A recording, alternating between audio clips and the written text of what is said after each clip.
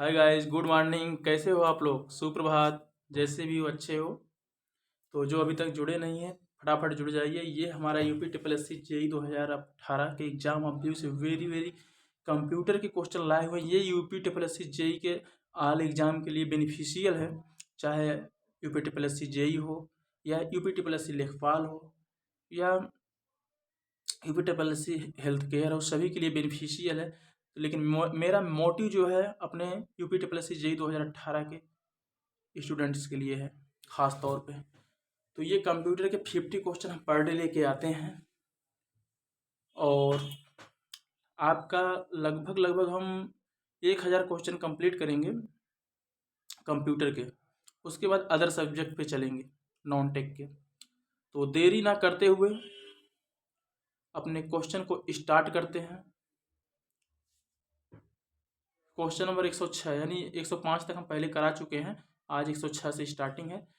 तो डिस्क को ट्रैकों और सेक्टरों में विभाजित करने की प्रक्रिया क्या है? यानी हमारा डिस्क है, मेमोरी है, उसमें जो स्थान होते हैं उनको हम सेक्टरों और ट्रैकों में जब डिवाइड करते हैं तो उनको हम कहते हैं फॉर्मेटिंग। नहीं कहते हैं? हम कभी भी देखते हैं हमारी मेमोरी फुल है तो उसको हम फॉर्मेट कराते हैं जब कोई प्रॉब्लम क्रिएट होती है। फॉर्मेट कराने के बाद उसको अलग अलग ट्रैकों और सेक्टरों में वो डिवाइड कर देता है। भैया ये आपका ये फोल्डर है, ये वो फोल्डर, अदर फोल्डर में, अलग अलग फोल्डर में आपका वो मेमोरीज को क्या करता है, डिवाइड कर देता है। तो उसी को कहते हैं फॉर्मेटिंग। डिस्क को ट्रैकों और सेक्टरों में विभाजित करने की प्रक्रिया को क्या कहते हैं? फॉर्मेटिंग। तो option number C is right option. अगला क्वेश्चन, क्वेश्चन नंबर 107।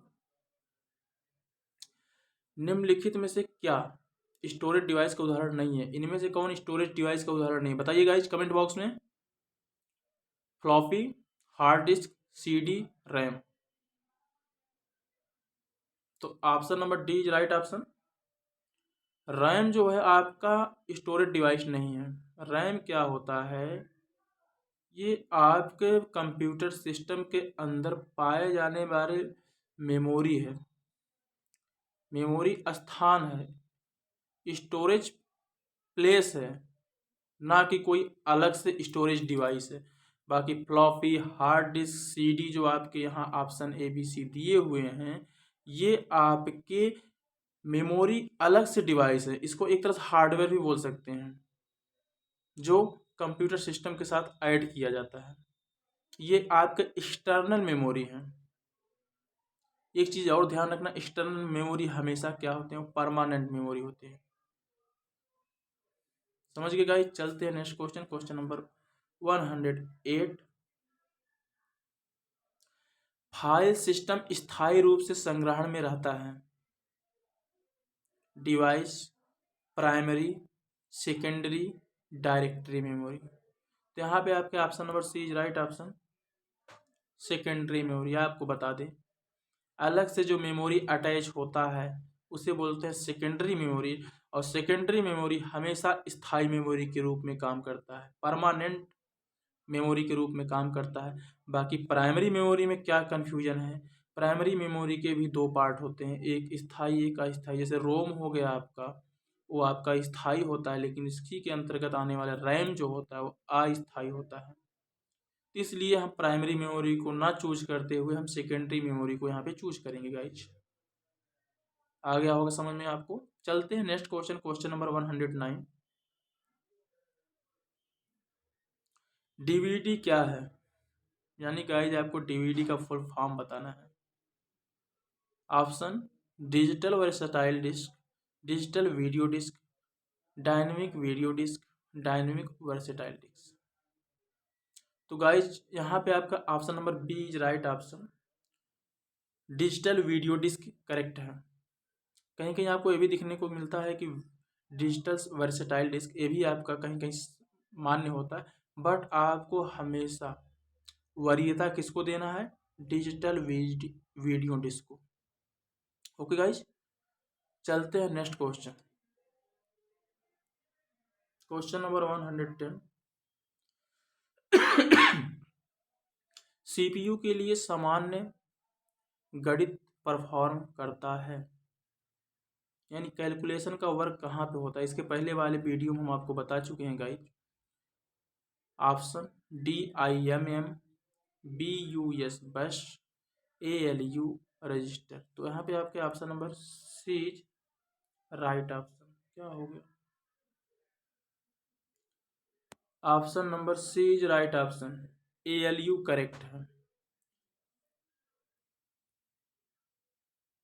ALU जो है करेक्ट है। ALU का फुल फॉर्म होता है अरिथमेटिक लॉजिक यूनिट। CPU के 3 पार्ट होते हैं, memory, control unit, arithmetic logic unit. Arithmetic logic unit जो कंप्यूटर के अंतर्गत कैलकुलेशन और कंपैरिजन वाला वर्क होता है, कैलकुलेशन से रिलेटेड सारे वर्क ALU के अंतर्गत होता है। सिस्टम को कंट्रोल करने का काम जो करता है वो कंट्रोल यूनिट करता है, यानी CU। और स्टोरेज का काम जो करता है वो मेमोरी करता है। ये CPU के 3 पार्ट थे। चलते हैं next question, question number 111। Motherboard के कंपोनेंट के बीच इंफॉर्मेशन किसके माध्यम से ट्रेवल करता है? Option peripherals, flash memory, CMOS बस। तो आपका option number D is right option, BUS। BUS के माध्यम से मदरबोर्ड के कंपोनेंट के बीच इंफॉर्मेशन जो है वो ट्रेवल करता है। यानी कि आपके जो टोटल पावर का जो सप्लाई होता है वो कौन करता है? BUS के माध्यम से मदरबोर्ड में। अगला क्वेश्चन, क्वेश्चन नंबर 112। कंप्यूटर का मुख्य पटल कहलाता है, कंप्यूटर का मुख्य जो मेन पटल, मेन प्लेट कहलाता है मदरबोर्ड कहलाता है। ऑप्शन पहले देख लेते हैं, मदरबोर्ड, फादरबोर्ड, कीबोर्ड, ये सभी। तो गाइस आपका मदरबोर्ड कहलाता है। Option number A is right option. चलते हैं next question, question number 113। PC का पूरा नाम क्या है? Full form of PC. Public computer, personal computer, private computer, B और सी दोनों। तो यहाँ पे आपके option number B is right option. PC का फुल फॉर्म होता है पर्सनल कंप्यूटर। अगला क्वेश्चन, क्वेश्चन नंबर 114। एक्सेसरीज जिस स्थान पर सिस्टम यूनिट से जुड़ते हैं उसे क्या कहता है, उसे क्या कहते हैं? एक्सेसरीज जिस स्थान पर सिस्टम यूनिट से जुड़ते हैं उसे क्या कहते हैं? रिंग, पोर्ट, बस, एस। यानी अतिरिक्त डिवाइस जहां से जोड़े जाते हैं सिस्टम यूनिट से यानी CPU के साथ, उसे कहते हैं port, PORT, port. Option number B is right option. Sorry guys. चलते हैं next question, question number 115। Computer में IBM का पूरा नाम क्या है? IBM का फुल फॉर्म होता है इंटरनेशनल बिजनेस मशीन। तो ऑप्शन को देखते हैं, international business machine, international brain machine, Indian brain machine, Indian business machine. तो option number A is right option, international business machine. चलते हैं नेक्स्ट क्वेश्चन, क्वेश्चन नंबर 116। विशेष प्रकार के संगीत उपकरणों को साउंड कार्डों से कौन सा पोर्ट जोड़ता है? यानी जितने आपके सिंगिंग इंस्ट्रूमेंट हैं उनको साउंड कार्डों से जो जोड़ने का काम करता है वो मिडी करता है। ऑप्शन देखते हैं, बस, mini, USB, MIDI, MIDI। Option number D is right option. अगला क्वेश्चन, क्वेश्चन नंबर 117। संपूर्ण कंप्यूटर प्रणाली के लिए संप्रेषण नियंत्रण करता है। यानी संप्रेषण का जो नियंत्रण करता है गाइज, ऑप्शन देखते हैं मदरबोर्ड, प्रोसेसर, सेमीकंडक्टर, कोप्रेसर। तो यहाँ पे आपका option number A is right option, motherboard. संपूर्ण कंप्यूटर प्रणाली के लिए, कंप्यूटर सिस्टम के लिए जो संप्रेषण का नियंत्रण करता है वो है आपके मदरबोर्ड। चलते हैं next question, question number 180। Disk को पढ़ने के लिए प्रयोग में आने वाला हार्डवेयर है CPU, floppy disk, disk drive, hardware. तो गाइज आपको बता दें, डिस्क को पढ़ने के लिए हम डिस्क ड्राइव का यूज करते हैं। डिस्क ड्राइव क्या करता है, डिस्क को रोटेट करता है। तो यहाँ पे आपके option number C is right option. अगला question, question number 119।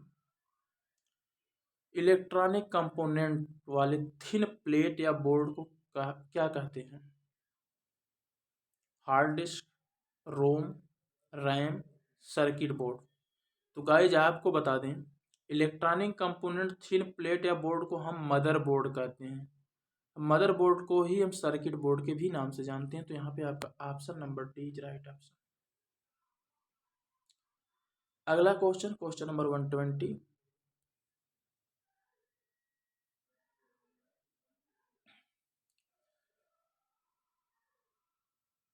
Expansion card किसमें इंसर्ट किए जाते हैं? यानी जो आपके इस एक्सपेंशन कार्ड होते हैं वो किसमें लगाए जाते हैं? CPU, peripheral device, slot, PECS. तो एक्सपेंशन कार्ड जो होते हैं वो स्लॉट में लगाए जाते हैं। तो option number C is right option. कहाँ लगाए जाते हैं गाइज? स्लॉट में। अगला क्वेश्चन, क्वेश्चन नंबर 121। 121, कंप्यूटर की घड़ी की स्पीड की गणना किसमें की जाती है? यहाँ पे सेकंड, आवर, मिनट तो दिया नहीं है guys. Option bit, megabyte, gigabyte, इनमें से कोई नहीं। तो आपका option number A is right option, bit में। यानी कि कंप्यूटर की घड़ी की स्पीड बीट में कैलकुलेट की जाती है। और बता दें गाइज, बीट जो होता है आपका स्टोरेज डिवाइस का सबसे छोटा यूनिट कहलाता है, बीट। चलते हैं next question, question number 122। Motherboard में क्या रहता है जो मदरबोर्ड पर सीपीयू को दूसरे पुर्जों से जोड़ता है?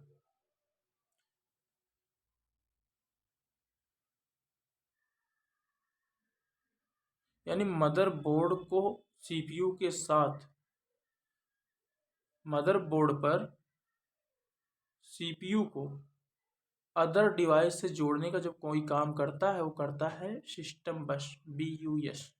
तो option primary memory, system bus, ALU, input unit. तो यहाँ पे आपके option number B is right option, system bus. चलते हैं नेक्स्ट क्वेश्चन, क्वेश्चन नंबर 123। किसका उपयोग करते हुए पहला कंप्यूटर प्रोग्राम किए गए थे?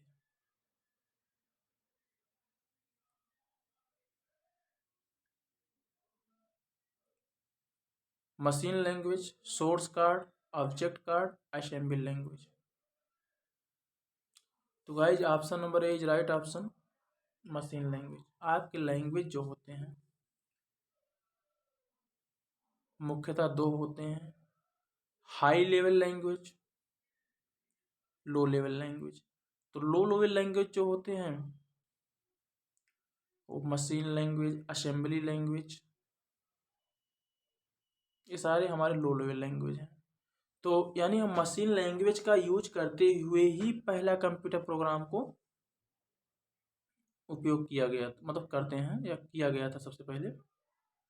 चलते हैं नेक्स्ट क्वेश्चन, क्वेश्चन नंबर 124।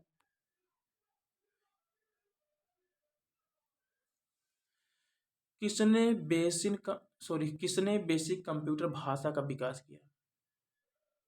जो बेसिक कंप्यूटर भाषा है उसका विकास किसने किया? Option Niklaus Wirth, Jim Clark, Niklaus Wirth, John G Kemeny. तो आपका option number D is right option, John G Kemeny जी।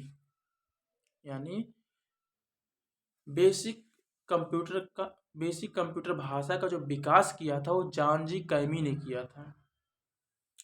चलते हैं next question, question number 125।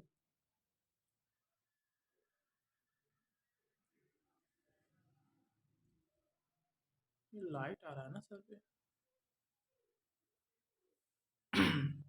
125, basic computer भाषा का विकास कब हुआ था? बेसिक कंप्यूटर भाषा का विकास हुआ था ऑप्शन नंबर सी, 1964 में।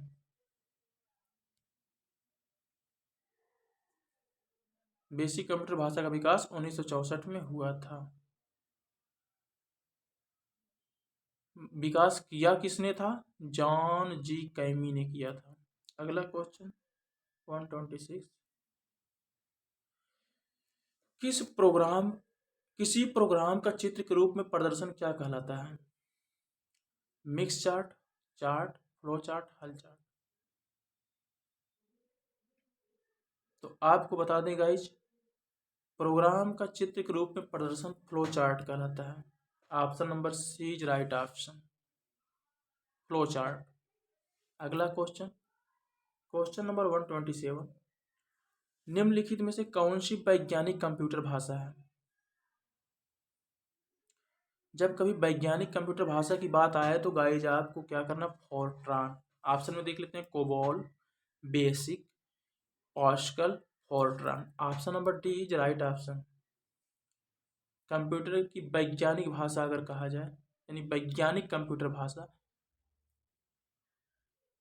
फोर्ट्रान होता है। कोबोल क्या होता है? ये व्यवसायिक कार्यों में यूज होने वाली भाषा कोबोल होता है। अगला क्वेश्चन, क्वेश्चन नंबर 128, कोबोल भी आ गया। कंप्यूटर भाषा कोबोल किसके लिए उपयोग किया जाता है? ग्राफिक कार्य, व्यवसायिक कार्य, वैज्ञानिक कार्य में से कोई नहीं। तो गाइस अभी भी मैंने आपको बताया कि जो कोबोल होता है, कोबोल भाषा होता है कंप्यूटर की, उसका यूज हम व्यवसायिक या व्यावसायिक कार्यों के लिए किया जाता है। तो option number B is right option, B, व्यवसायिक कार्य। चलते हैं नेक्स्ट क्वेश्चन, क्वेश्चन नंबर 129, किस कंप्यूटर भाषा का प्रयोग वाणिज्यिक कार्यों में किया जाता है? Basic, COBOL, pascal, Fortran. तो गाइज आपको बता दें, जो कोबोल होता है इसका उपयोग व्यवसायिक या वाणिज्यिक कार्यों के लिए किया जाता है। तो option number B is right option, base COBOL वाणिज्यिक या व्यवसायिक कार्यों के लिए। और यहाँ फोर्ट्रान है, ये वैज्ञानिक कंप्यूटर लैंग्वेज है, फोर्ट्रान। चलते हैं नेक्स्ट क्वेश्चन, क्वेश्चन नंबर 130, अंग्रेजी भाषा के समान उच्च स्तरीय कंप्यूटर भाषा है? अंग्रेजी भाषा के समान उच्च स्तरीय अगर कोई कंप्यूटर भाषा है तो वो है आपका COBOL. Option number B is right option. अंग्रेजी भाषा के समान उच्च स्तरीय कंप्यूटर भाषा अगर कोई है तो वो है कोबोल। Option number B. अगला क्वेश्चन 131, कंप्यूटर भाषा जावा के आविष्कारक कौन है?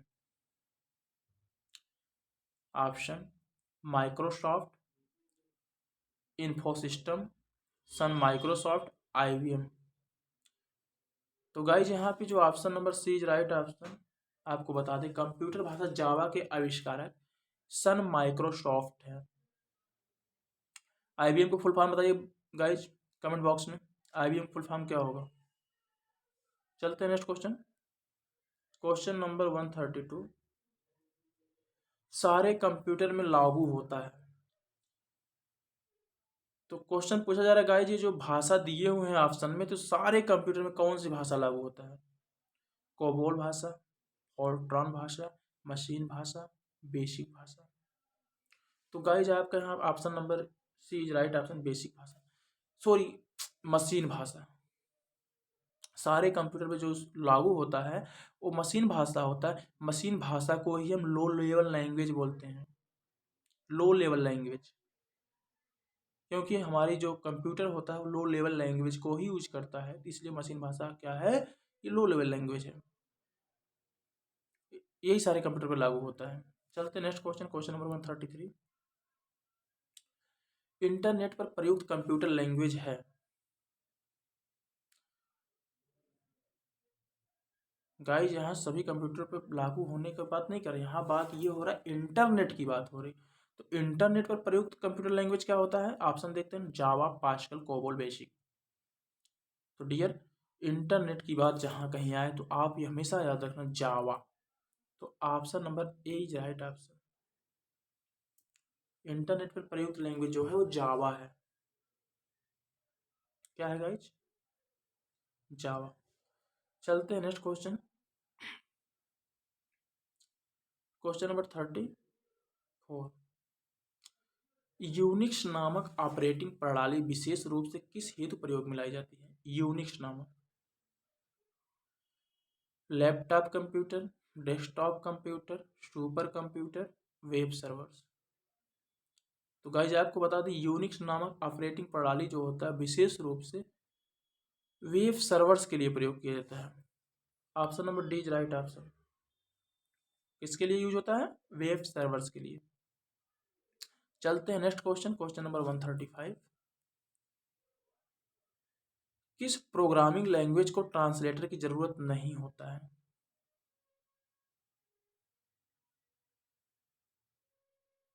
मशीन लैंग्वेज, सी, बेसिक, हाई लेवल लैंग्वेज। तो गाइज आपको यहाँ पे बता दें ऑप्शन,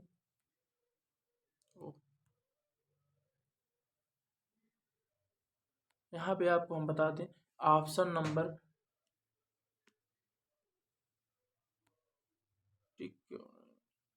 किसी प्रोग्रामिंग लैंग्वेज को ट्रांसलेटर की जरूरत नहीं होता है। तो ऑप्शन नंबर ए राइट आंसर, मशीन लैंग्वेज। तो गाइज ये भी आपको बता दें क्यों नहीं होता है। मशीन लैंग्वेज ज्यों का त्यों कंप्यूटर में वैसे ही यूज हो जाता है, इसीलिए इसको हमें ट्रांसलेट की ज़रूरत नहीं होता। हाई लेवल लैंग्वेज में अगर कोई है, जैसे बेसिक हो गया, सी हो गया, हाई लेवल लैंग्वेज, ये सब हाई लेवल, बेसिक हो गया, सी हो गया, कोबोल हो गया, फोर्ट्रान हो गया, ये सारे के सारे आपके हाई लेवल लैंग्वेज हैं। तो हाई लेवल लैंग्वेज कंप्यूटर तभी यूज करेगा जब उसको हम मशीन लैंग्वेज में कन्वर्ट करेंगे, ट्रांसलेट करेंगे। और मशीन लैंग्वेज खुद मशीन लैंग्वेज में है या लो लेवल लैंग्वेज है, तो हम इस मशीन लैंग्वेज को हमें कन्वर्ट या ट्रांसलेट की ज़रूरत नहीं होती है, क्योंकि कंप्यूटर हमारा हमेशा लो लेवल लैंग्वेज का ही यूज करता है। चलते हैं नेक्स्ट क्वेश्चन,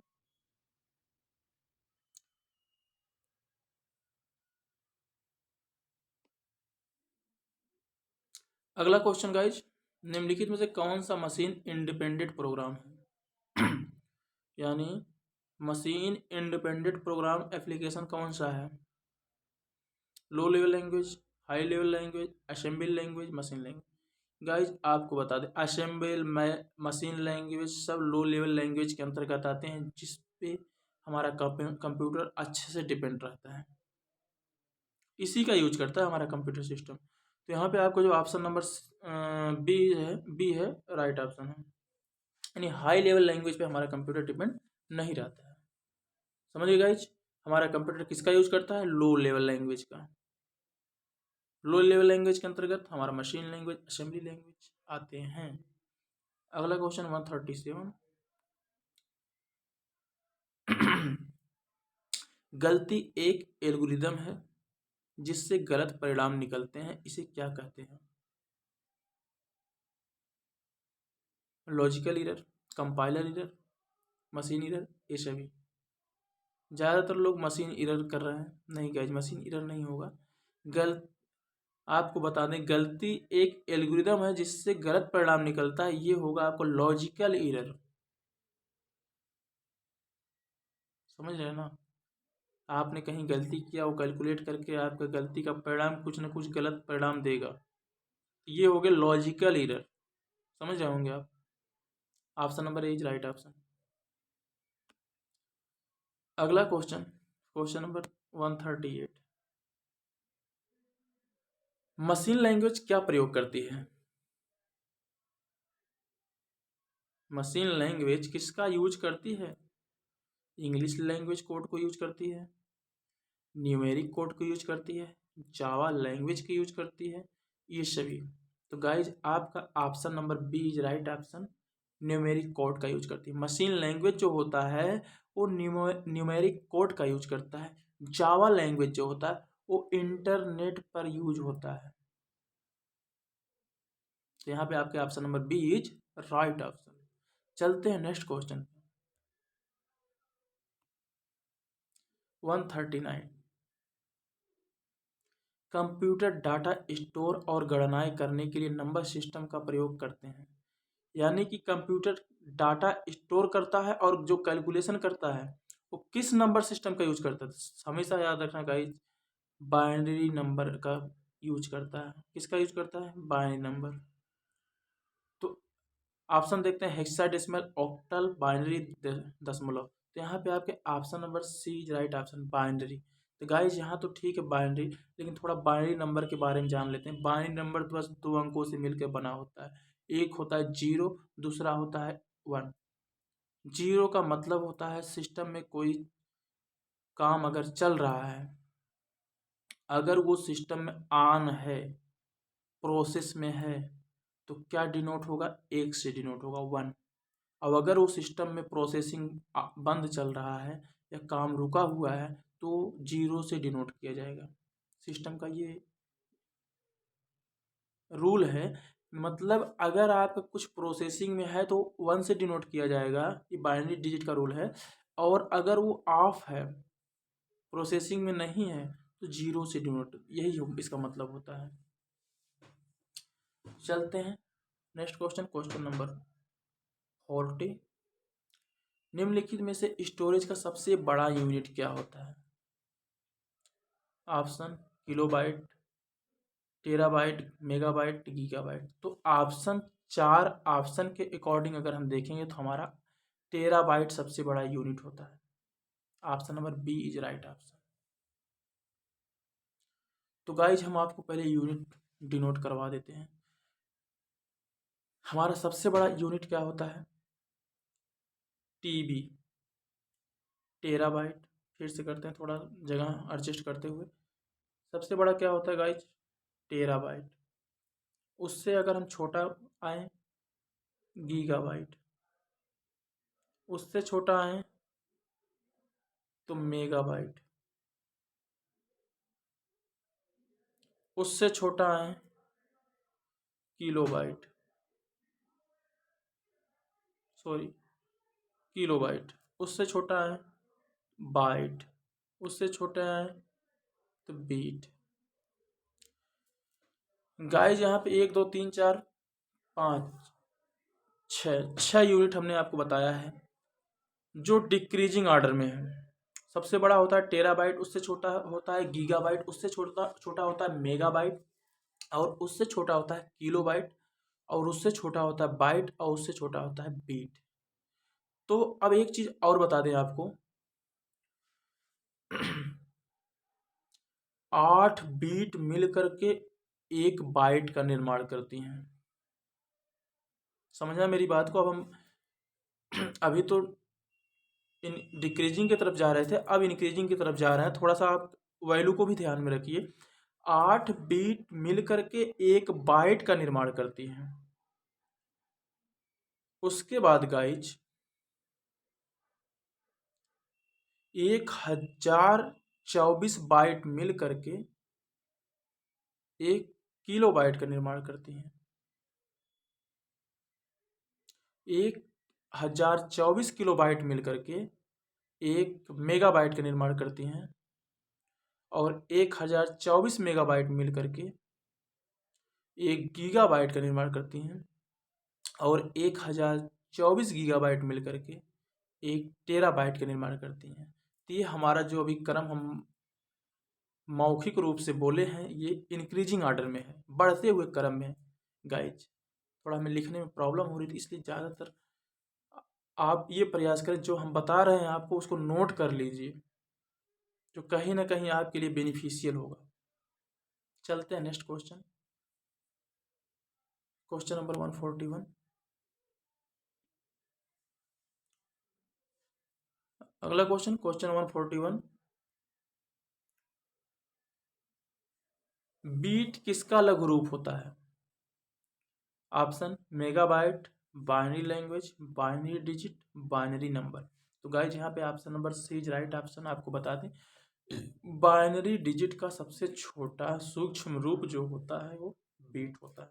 अभी मैंने आपको पिछले क्वेश्चन में ही पूरा एक्सप्लेन कर दिया उसके वैल्यू कितने से कितने होते हैं और इसका बढ़ते हुए क्रम में, मतलब हमने घटते हुए क्रम में ये भी बताया कि मतलब टेराबाइट से लेके बीट तक क्रम कैसा होगा इसका। चलते हैं नेक्स्ट क्वेश्चन 142।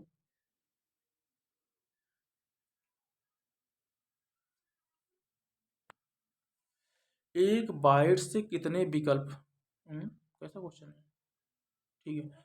एक बाइट से कितने विकल्प होते हैं? एक बाइट से कितने विकल्प होते हैं? 64, 16, 8, 512। तो गाइज यहाँ पे option number C is right option. 8 विकल्प होते हैं। मैंने आपसे बताया था एक बाइट में कितने बीट होते हैं, अभी जस्ट बताया 8। एक बाइट में 8 बीट्स होते हैं, तो इसीलिए 8 विकल्प आपके होंगे। 0 1 1 0 0 1 0 1 करके कितने विकल्प होंगे? ऑन ऑफ करके 0 1 1 0 0 1 करके 8 बार रिपीट होंगे। तो 8 हमारे पास विकल्प भी तो होंगे ऑन ऑफ का। अगर पूरा वीडियो सही देखे होंगे गाइज तो आपको ये बता समझ में आ रहा होगा 8 विकल्प कैसे होंगे। आप स्कैप करके देखते हैं होंगे तो आपको हो सकता है समझने में दिक्कत हो, इसलिए आप स्कैप करके ना देखें। चलते हैं next question, question number 143। Computer memory की सबसे छोटी इकाई क्या कहलाती है? बीट, बाइट, मेगाबाइट, ये सभी। तो यहाँ पे गाइज आपका जो option number A is right option, bit कहलाती है।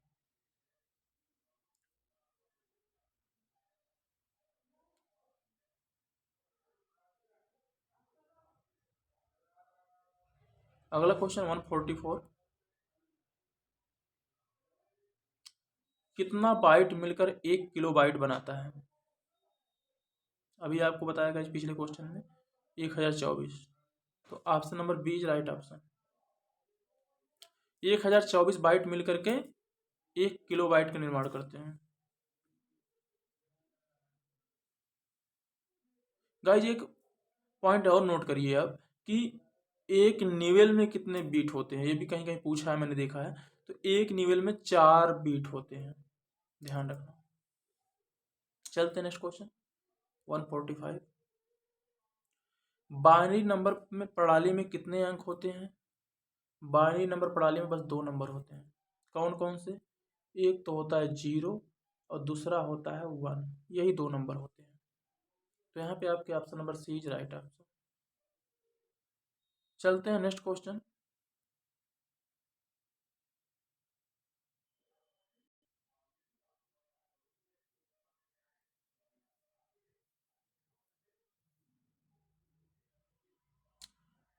146।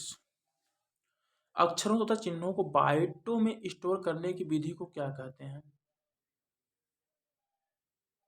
Alpha system, number system, byte system, coding system. हमें पता है ज़्यादातर हमारे स्टूडेंट्स बाइट ही लगाएंगे, बाइट सिस्टम, क्योंकि क्वेश्चन पूछ रहा है अक्षरों तथा चिन्हों को बाइट में स्टोर करने की विधि को क्या कहते हैं। तो गाइज आप कंफ्यूज ना होइए, तो यहाँ पे होता क्या है कोडिंग सिस्टम। क्यों? क्योंकि अक्षर को अक्षर के रूप में स्टोर नहीं किया जा रहा है, चिन्ह को चिन्ह के रूप में स्टोर नहीं किया जा रहा है, उसको कन्वर्ट करके कंप्यूटर किसी अपने लैंग्वेज में यूज कर रहा है। समझ रहे हैं ना?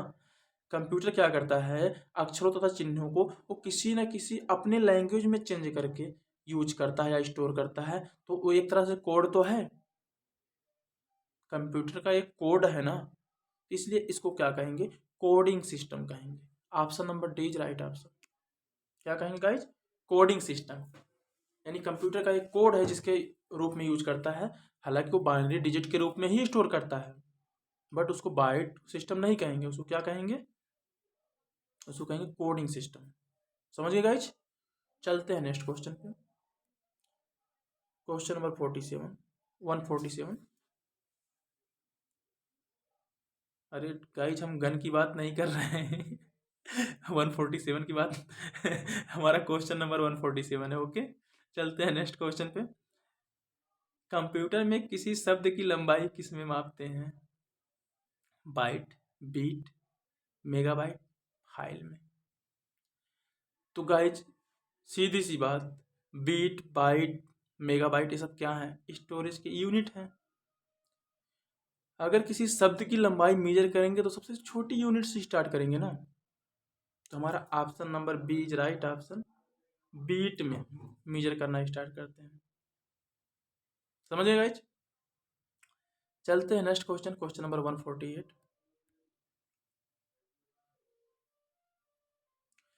लॉजिक गेट क्या है? लॉजिक गेट क्या है? ऑप्शन, एक विशेष सीडी है, एक सॉफ्टवेयर है, एक प्रकार का सर्किट है, एक कंप्यूटर गेम है। क्या होगा गाइज? आप कंप्यूटर सॉरी लॉजिक गेट को आप कमेंट बॉक्स में बताइए इस ऑप्शन के अकॉर्डिंग कौन सा ऑप्शन सही होगा, फिर हम आपको बताते हैं। देते हैं आपको 5 सेकंड।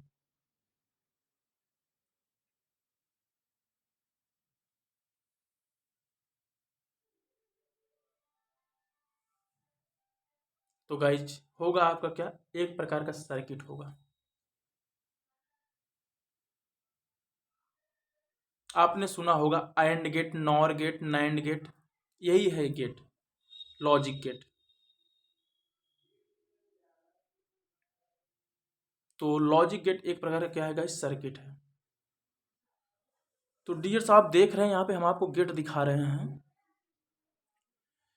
सबसे पहला क्या है? एंड गेट, उसके बाद OR gate, X OR gate, NAND gate, NOR gate, X NOR gate. Guys आप देख रहे हैं, इसको समझना पहले क्या होता है। एंड गेट क्या होता है? अगर इस देखो इसमें अगर हम एंड गेट की बात करें तो इसका फिगर आप पहले समझिए कैसे पहचानेंगे। ये देख रहे हैं, ये कर्व्ड शेप में कुछ ऐसा फिगर एंड गेट का होता है। और नॉर गेट में क्या होता है? थोड़ा सा ऐसा होता है, 2 लाइनें होती हैं। तो ये थोड़ा ट्रायंगल शेप में आता है नॉर गेट, और गेट। और एक्स और में क्या होता है? ये बीच में और गेट जैसा ही होता है, बस इसमें डिवाइड हो जाता है। और ये नैंड गेट होता है कुछ इस तरह से होता है, और ये नॉर गेट ऐसा होता है, और एक्स नॉर गेट ऐसा होता है। तो भाई ये रहा आपके 6 प्रकार के गेट। हमारे मुख्य जो गेट होते हैं एंड और एक्स और होते हैं। और ये एंड और एक्स और गेट मिल करके 3 और गेट का निर्माण करती हैं जो नैंड, नॉर और एक्स नॉर होते हैं। तो गाइज बस इतना ही। चलते हैं नेक्स्ट क्वेश्चन पे, क्वेश्चन नंबर 149। कंप्यूटर पर इंफॉर्मेशन किस रूप में स्टोर किया जाता है? Digital data, analog data, modem data, watts data. तो गाइज यहाँ पे आपका option number A is right option.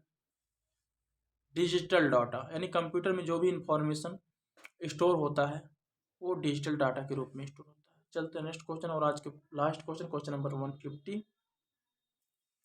कौन सा एक प्रोग्राम है जिससे कंप्यूटर का उपयोग करना आसान हो जाता है? ये क्वेश्चन आपके UP triple S C JE previous year में आया हुआ है guys. Application, operating system, network, utility. बहुत इंपॉर्टेंट क्वेश्चन है guys, very very important question है आपके लिए, इसको जरूर याद रखना और नोट कर लेना। यानी कि कंप्यूटर को चलाना आसान हो जाता है इसी कारण, यूटिलिटी के कारण। Option number D is right option. Option पढ़ने की जरूरत नहीं है, आप यूटिलिटी दिमाग में बैठा लीजिए।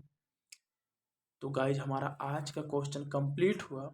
इसके आगे का क्वेश्चन हम कल आपको प्रोवाइड करेंगे। जो भी दोस्त UP triple S C JE 2018 का एग्जाम अप्रैल मंथ में देना चाह रहे हैं, क्विज के रूप में जरूर सॉल्व करें। अगर लग रहा हम स्लो पढ़ाएं तो उसको स्पीड अप कर लें, स्पीड को बढ़ा लें, इसे कम समय में भी देख सकते हैं। इसके बाद हम लेके आएंगे एक मैराथन क्लास जिसमें पूरा कंप्यूटर का 1000 क्वेश्चन रहेगा और फास्ट रिवीजन आप कर सकते हैं, आपके एग्जाम से पहले ही हम लाएंगे। तो गाइज इतना ही। अगर हमारा वीडियो देखने के बाद अच्छा लगे तो एक कमेंट लाइक करना, और अभी तक हमारे चैनल पर नए हो तो चैनल को भी सब्सक्राइब कर लेना। Thank you so much.